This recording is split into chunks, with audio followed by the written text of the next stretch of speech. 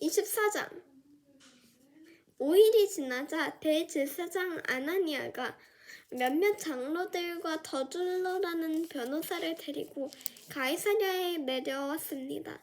그들은 총독 앞에서 바울을 고소했습니다. 바울이 불려 나오자 더둘러가 그 사건을 벨릭스 앞에 고소해 말했습니다. 우리는 각하의 다스림 아래서 오랫동안 태평성대를 누리고 있었습니다. 각하의 선견 지명은 이 나라의 개혁을 가져다 주었습니다. 벨릭스 각하, 저희는 언제 어디서나 이것에 대해 깊은 감사를 드리고 있습니다.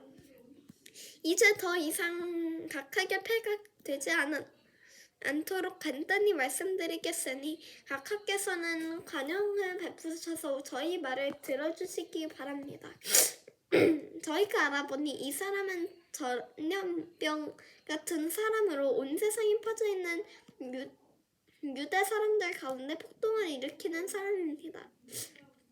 그는 나사렛 이단의 우두머리며 심지어 성전까지 더럽히려고 하고 있습니다. 그래서 저희가 붙잡은 것입니다.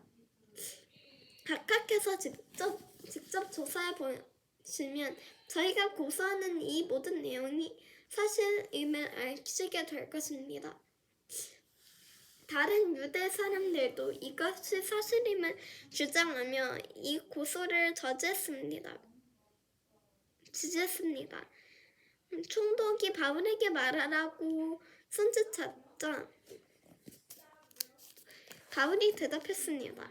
저는 각하께서 몇 년 동안 이 나라의 재판관이셨던 것을 알고 이제 기쁜 마음으로 제 자신을 변호하고자 합니다.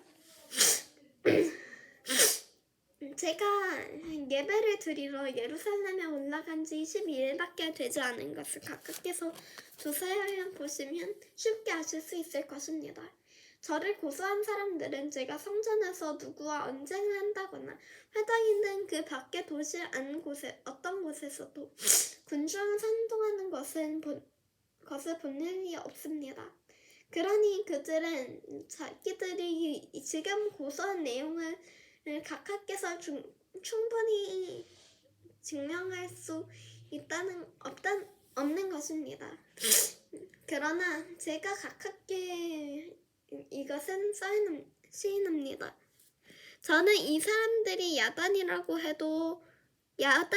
말하는 그 도를 따라 우리 조상이 하나님을 섬기며 율법과 예언자에 기록된 모든 것을 믿습니다.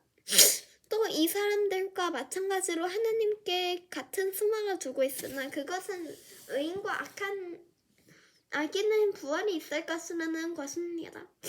그렇기 때문에 저는 하나님과 사람 앞에서 항상 거리낄 것 없는 양심을 지나려고 애쓰고 있었습니다. 저는 제 민족에게 구제경을 전해달라고 예물을 드리려고 여러 해 만에 예루살렘에 돌아왔습니다. 이들은 제가 성전에서 정결의식 행하고 예물을 드리는 것을 보았습니다. 그때 제 주위에는 군중도 없었고 저는 어떤 소란에도 개입되지 않았습니다.